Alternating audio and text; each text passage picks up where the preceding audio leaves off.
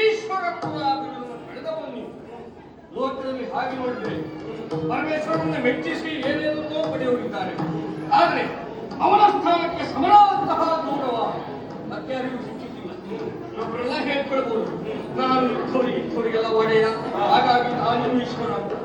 ಆದರೆ ಸ್ವತಃ ಪರಮೇಶ್ವರನೇ ಈಶ್ವರತ್ವವನ್ನು ಅನುಗ್ರಹಿಸಿದ್ರೆ ಅಲ್ಲ, ಯೋಗ್ಯತೆಯಿಂದ ಪಡ್ಕೊಂಡಿದ್ದರೆ ಅದು ನೀನು. ಆ ನಿಟ್ಟಿನಲ್ಲಿ ಶರೀಶ್ವರನಾದಂತಹ ನಿನ್ನ ಯೋಗ್ಯತೆ, ನಿನ್ನ ಸ್ಥಾನ, ನಿನ್ನ ಮಾನ, ಅಲ್ಲ ನಿನ್ನ ಸಾಮರ್ಥ್ಯ ಎಷ್ಟು ಎನ್ನುವುದಲ್ಲ ನಾ ಹೇಳಲಿಕ್ಕಾಗುವುದಿಲ್ಲ.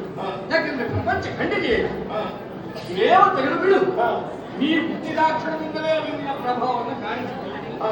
ನಿಜವಾಗಿ ಹೇಳಬೇಕಾ, ಲೋಕಕ್ಕೆ ಕಿಶನ್ ವೈದ್ಯರು ಅಂತ ಕರೆಸಿಕೊಂಡಂತಹ ಅಶ್ವಿನಿ ದೇವತೆ ಇವತ್ತು ಸಿಕ್ಕಿದ್ರೆ ಯಾರಿದ್ದಾಗಿ? ನಿನ್ನಿಂದಾಗಿ ಅಲ್ವಾ? ನೀನು ಒಂದು ಹೀಗೆ ಒಲೆ ಮಟ್ಟ ಬೀಳದೆ ಅಂತಿದ್ರೆ ಅವ್ರು ಹುಟ್ಟಿ ಮಾಡ್ತಿದ್ರ? ಆಗಲಿಕ್ಕಿಲ್ಲ. ನಿನ್ನ ದೃಷ್ಟಿ ಮಾತ್ರದಿಂದಲೇ ಲೋಕ ರೋಗ ಪರಿಹಾರವನ್ನು ಮಾಡಿದವ ನೀವು. ಆ ನಿಟ್ಟಿನಲ್ಲಿ ಶ್ರೇಷ್ಠ ನೀವು. ಹಾಗಾದ್ರೆ ಜನರು ನಿಜವಾಗ ಒಪ್ಪಿಕೊಂಡಿದ್ಯಲ್ಲ, ಎಲ್ಲ ಇದ್ರು ಅವ ಸಮಯ ಇರುವಾಗ ಯಾವಾಗ ನೋಡಿದ್ರು ನಾನು ಅವರನ್ನ ಕಾಡ್ತೇನೆ ಇವರನ್ನ ಕಾಡ್ತೇನೆ ಅಂತ ಹೇಳಿಕೊಳ್ಳುವುದೇ ಆಯ್ತು. ಅವನ ಕಾಟವನ್ನು ತಾನು ಜಯಿಸವಲ್ಲೇ ಗೆಲ್ಲವಲ್ಲೇ, ಅವರಿಗೆಲ್ಲ ಏನಲ್ಲ ಅಂತ ಹೇಳ್ತಾವಲ್ಲ. ಆದ್ರೆ ಅಂಥವರನ್ನು ನೀವು ಬಿಡಲಿ. ಯಾಕೆ ಸಾಮಾನ್ಯರು ಬಿಡಲಿ, ಚಕ್ರವರ್ತಿಗಳಾಗಿ ಮಾತಾಡ್ತ ಲೋಕದ ಸಕಲ ಸೌಭಾಗ್ಯಗಳು ಕೂಡ ಯಾರಲ್ಲಿರ್ತದೋ ಅಲ್ಲ, ದೇವತೆಗಳ ಅಂಶವು ಹೆಚ್ಚಾಗಿ ತ್ರಿಮೂರ್ತಿಗಳ ಅಂಶವು ಅವರಲ್ಲಿ ಆಹ್ವಾನಿಸಿರ್ತಾರೆ. ಅಂತಹ ಚಕ್ರವರ್ತಿಗಳನ್ನಾದರೂ ನೀವು ಬಿಡಲಪ್ಪ. ಉದಾಹರಣೆ ಹೇಳುವುದಾದ್ರೆ ನಳಮಹಾರಾಜ ನಡೆದ ಹೇಗೆ ಅವನನ್ನ ಮೀರಿಸುವಂಥವ್ರು ಯಾರೂ ಇಲ್ಲ ಅಂತ ಅರಿಬಹುದು. ಎಷ್ಟರ ಮಟ್ಟಿಗೆ ಅಂತ ಕೇಳಿದ್ರೆ ಪ್ರಪಂಚದಲ್ಲಿ ಯಾರಿಗೂ ಇಲ್ಲದೆ ಇರುವಂತಹ ವಿಶೇಷ ಎರಡೂ ಇಲ್ಲಿದ್ದು ಒಳ್ಳೆ ಸುಖಾಸ ಭೋಜನವನ್ನು ಸಿದ್ಧಪಡಿಸಿಕೊಳ್ಳುವುದು ಅವನಿಗೆ ವಿಶೇಷ. ಅಂಥವನನ್ನು ನೀ ಕಾಯಿತು ಹೇಗೆ? ಆ ಮಹಾರಾಜ ಎಲ್ಲವನ್ನೂ ಕಳೆದುಕೊಂಡು ತನ್ನ ಹೆಂಡತಿಯೊಟ್ಟಿಗೆ ಕಾಡುಪಾಲಾಗಿ ಮಕ್ಕಳನ್ನ ಅಜ್ರಮನೆಯಲ್ಲೆಲ್ಲೋ ಬಿಟ್ಟು ಅಷ್ಟೇ ಅಲ್ಲ, ವಾಸನವೂ ಇಲ್ಲದೆ ಕೊನೆಗೆ ಹೆಂಡತಿಯ ಸೀರೆಯಲ್ಲಿ ಅರ್ಥವನ್ನು ಹೊರದು ತಾನು ಇಟ್ಟುಕೊಂಡು ಹೋಗುವ ಹಾಗೆ. ಎಷ್ಟರ ಮಟ್ಟಿಗೆ ಕೇಳಿದ್ರೆ ಅವನೇ ರಚಿಸಿದಂತಹ ಕಾರ್ಕೋಟಕವು ಅವನಿಗೆ ಭಾಗ ಇದೆ. ಅಲ್ಲದೆ ಹೋದ್ರೆ ಪ್ರಾಣಿಗಳಾದರೂ ಕೂಡ ತಮ್ಮನ್ನು ರಕ್ಷಿಸಿದವನನ್ನ ಉಳಿಸುತ್ತವೆ, ಅಲ್ಲ ಗೌರವಿಸುತ್ತವೆ. ಆದ್ರೆ ನಿನ್ನ ತಾರ ಪ್ರಭಾವ ನೀವು ಹೀಗಾಗಬೇಕು ಅಂತ ಯೋಚಿಸಿದ್ರೆ ಸಾಕು. ನಿನ್ನ ನಿಯಂತ್ರಣದಲ್ಲಿಯೇ ಉಳಿದೆಲ್ಲ ವಾತಾವರಣವು ಪರಿಸರವನ್ನು ಅವನು ಅಷ್ಟೆಲ್ಲ ಕಷ್ಟಪಡುವ ಹಾಗಾಗಿ ಜೊತೆಗೆ ಅವನ ವಿಕಾರ ರೂಪವನ್ನು ನಿಜವಾಗಿ ಹೇಳಬೇಕಾ? ಈಗ ಕೊಪ್ಪು ಅಂದ್ರೆ ನಿನ್ನ ಬಗ್ಗೆ ಹೇಳಿ, ನಿನ್ನ ಬಣ್ಣದ ಬಗ್ಗೆ ಹೇಳ್ತಾ ಇದ್ದಲ್ಲ, ನೀನು ನಿನ್ನ ಚಂದವೇ. ಅಂದ್ರೆ ಆ ಕಪ್ಪು ಬಣ್ಣ ಅವನಿಗಿತ್ತಲ್ಲ, ಇನ್ನೊಂದು ನೋಡ್ಲಿಕ್ಕೆ ಸಾಧ್ಯವೇ ಇಲ್ಲ. ಅಂತ ರೂಪದಲ್ಲಿ ಚಕ್ರವರ್ತಿ ಒಬ್ಬ ಇರ್ತಾನೆ ಅಂತಾದ್ರೆ ಯಾರ ಪ್ರಭಾವ ಇಲ್ಲ? ಸಮೀಶ್ವರನ ಅವನೊಬ್ಬನೇ ಅಲ್ಲ. ಆ ವಿಕ್ರಮಾದಿತ್ಯ ಸಾಕ್ಷಾತ್ ದೇವಿಯನ್ನು ಒಲಿಸಿಕೊಂಡವ ಅಂಥವನ ನೀಡಿಕೆ. ಅವನ ಸಭೆಯಲ್ಲಿ ಚರ್ಚಾಗೋಷ್ಠಿಯಲ್ಲಿ ಅಲ್ಲ ಗ್ರಹಗಳ ಕುರಿತಾಗಿ ಮಹತ್ಕತೆಯಂತೆ ನಿನ್ನನ್ನು ಎಷ್ಟು ಜರಿಯಿಲ್ಲ. ಕೇವಲ ಚೊಚ್ಚೆಯಂತಾದರೂ ಸಹಿತ ಆ ಸಂದರ್ಭದಲ್ಲಿ ಆಡಿದ ಮಾತನ್ನು ಗ್ರಂಥವನ್ನಾಗಿ ಸ್ವೀಕರಿಸಿ ನೀನು ನಡೆದ ಬಗೆ ಹೇಗೆ? ನಿಜವಾಗಿ ಯಾರೂ ಆ ರೀತಿ ಮಾಡಿದ್ದೀರಿ.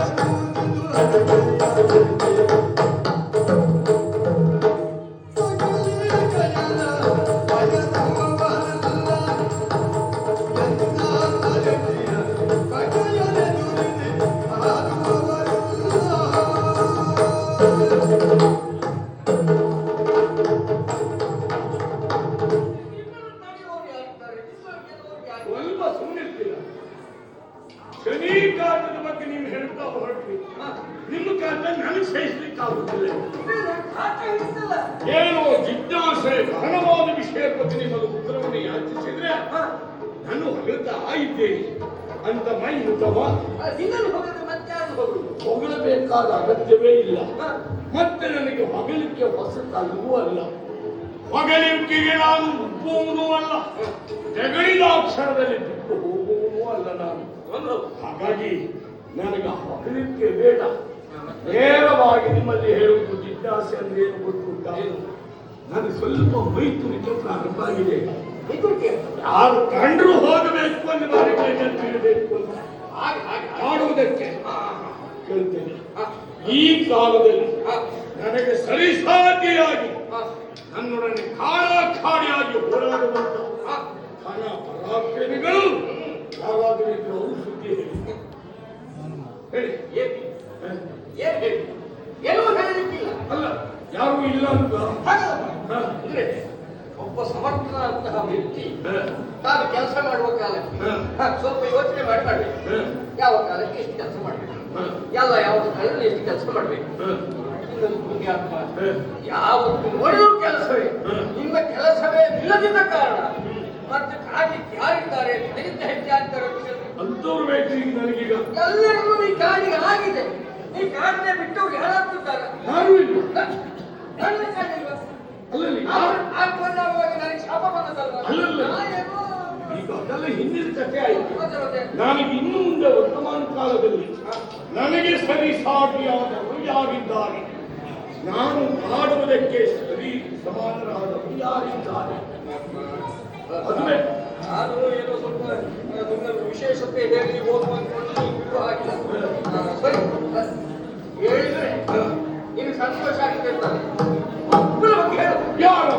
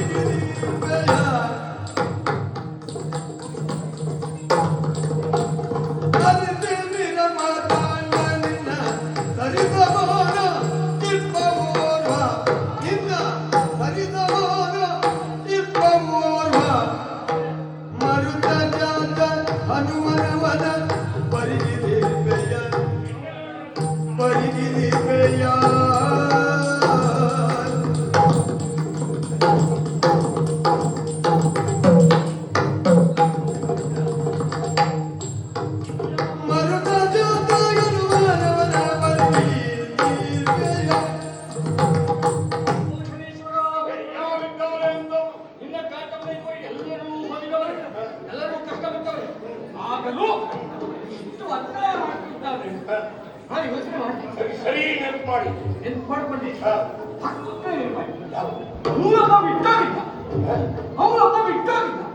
ನೆನಪಿಗೆ ಬರಲಿಲ್ಲ.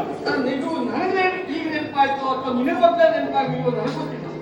ಹಾಗಂತ ನಿನಗೆ ಸರಿ ಸಮಾನನಾಗಿ ಒಂದು ರೀತಿ ಹೇಳಿಲ್ಲ ಹಾಗೆ ಮೈ ಮೇಲೆ ಬೀಳ್ಬೇಕು ಅಂತ ಉಂಟು ಅಂತ ಹಾಗೆ ಬೀಳುವುದಿದ್ರೆ ಅಂದ್ರೆ ಯಾವಮ್ಮ ಕಡಿಮೆ ಅವನಲ್ಲ ಅವನು ನೀನು ಹಾಗೆ ಏನು ಬೇಕು ಗೊತ್ತಿಲ್ಲ ಹಾಗೆ ಹೋಗಿ ಮೈ ಮೇಲೆ ಬೀಳ್ಬೋದು ಅಂತ ಸ್ವಭಾವ ನಮಗೆ ಯಾರು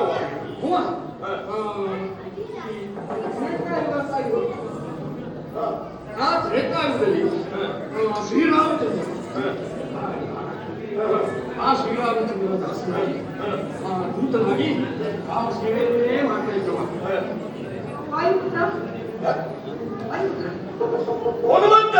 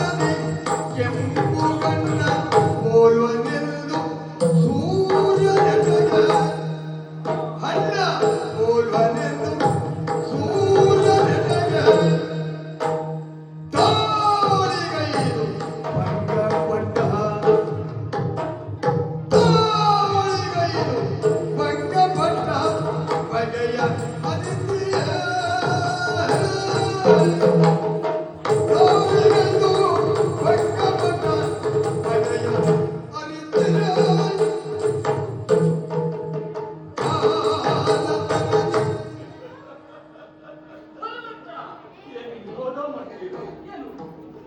ಅಲ್ಲ, ಹನುಮಂತನ ಹೆಸರಲ್ಲಿ ನೀನು ನಂಬುದು ಯಾಕೆ? ಹನುಮಂತ ಕೇಳಿದ್ದೇನೆ. ಹ? ನೀನ್ ಕೇಳಿದ್ದಿ? ನನಗೆ ಸರಿ ಸಾಟಿಯಾಗಿ ಹ? ಹೋರಾಡುವಂತವರು ಯಾರಾದರೂ ಇದ್ರೆ ಅವನೊಬ್ಬನೇ. ಆ ಮಂಗ, ಆ ತೊಪ್ಪಿ, ಮರ್ದಿನ ಮರಕ್ಕೆ ಹಾರುವವ, ಉಪ್ಪಿನ ಮುಸುಣ್ಣವ, ನಿಮಗೆ ಬೇರೆ ಯಾರೂ ಸಿಕ್ಕಿಲ್ವ? ನಾವು ಎಲ್ಲರಿಗೆಲ್ಲ ಹಾಡ್ತಾ ಗೊತ್ತಿಲ್ಲ ನಿನಗೆ. ಎಲ್ಲ ಗೊತ್ತು ನನಗೆ. ಯಾವುದು? ಅವನ ಕತೆ ಗೊತ್ತಿಲ್ಲದೆ ಹೋದ್ರೆ ಹೇಳಿ ನೀವು. ಹ? ಹನುಮಂತ ಮಾಡದ್ ಹೇಗೆ? ಹ? ಒಂದು ಕಥೆಯೇ ಉಂಟು, ಹ, ಹ, ಹ. ನನಗೆ ಗೊತ್ತುಂಟು. ಏನು? ಅವ ಸಣ್ಣವನಿರುವಾಗ ಅವನ ಹೆಸರು ಸುಂದರ ಅಂತ ಆಗಿದ್ದಂತೆ ಅಲ್ವಾ? ಈ ಮಕ್ಕಳಿಗೆಲ್ಲ ಹುಡುಗಾಟಿಕೆ. ಹ?